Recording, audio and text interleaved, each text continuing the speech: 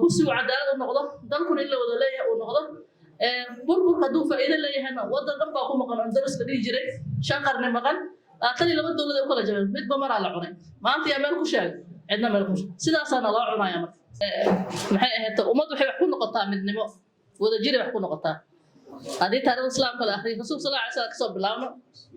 magaalo wuxuu imaaday 120 sano la iscunayo imaaday Soomaa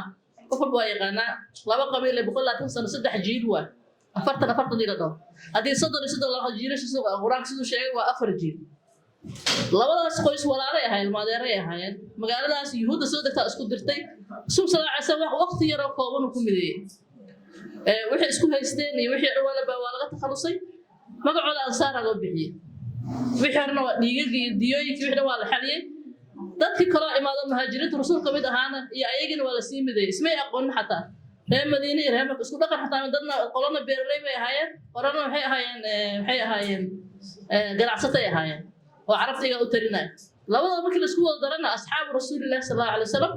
ayaga islaamka xambaar marka rasuulkana dadka islaamka u istaajiyay dowladnimadu marka waxay ku imaadaa jamaaca shaqo jamaaciyo maaha wax hal qof iyo laba qof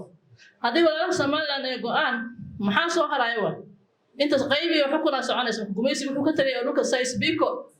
heshiiska 1916 ka dhulka Soomaaliya uu qaybsaday markii dowladda Cusmaaniga la riday oo wadamada dhan kala qaybiyay waxay fikradda ah in dhulka islaamka kala qaybsanaado Soomaaliya hadda waxay ku sii jirtaaba wadamada in la sii kala qaybiyo la rabo marka ari waxa la dadka daayirka soo koray ila baran muhiimada wadanka uu leeyahay dalkeena maxaa laga rabaa juqraafi ahaan meeshu dhaco wadan khayraad badan leh wabiyaal leh bad dheer xab weyn leh dalxiis ku fiican wax walba bani aadam u baahan yahay dalku uu yeelo mutawafir ku yahay laakiin dhibaatada dadka haysta waxa waaye al-jahl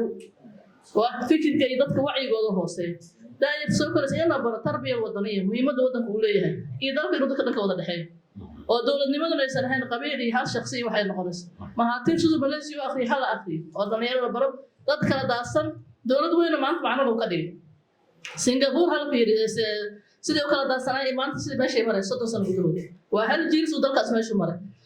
Turkiya sidoo kala daadsanay maxay ordagaan ku soo koray maanta si u mideysay waa dad diibo kala duwan iyo qowmiyado kala duwan wadamada isku wada nool Soomaalidu waa isku af waa isku diin waa isku dhaqan laakiin waxay siyaasadda isku marlaayeen qolada kale waxa ay istaagto dadka in la baro wadanka muhiimada uu leeyahay dowladnimadu inay shaqo jamaaciye tahay oo dadka ka wada dhaxaysto kuraasna si cadaalad loo qabsado hadii qalad hore dhacay oo sad bursi ama koonfur ay qaadato ama kala hayso qaadanin hadda in la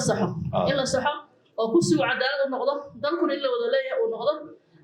burbur kaduu faa'iido leeyahay wadan dhan baa ku maqan Andalus la dhigi jiray shan qarni maqan أتني لما الدولة كلها جبل مد بمر على عوني ما أنت يا مالكو شاق عندنا مالكو سيدا سانا الله عنا يا مر dadku inay midoobaan wacyiga dadka fikirka iyo xataa ila sameeyo hada Suuriya la dhisay arkay wasiir ka shaqeeya thaqafada dadka in wax la baro ana wasiir thaqafa ayaa lagu soo daray Suuriya wasaaradda lagu soo daray oo loogu talagalay dadka bas wacyigooda kirna kor u qaado lajnatul fikr ila sameeyo gudi fikirka bas dadka qofka wacyigiisa kor loo qaado ya iyo wax iska dhicin karaan wax la dhacsan karaan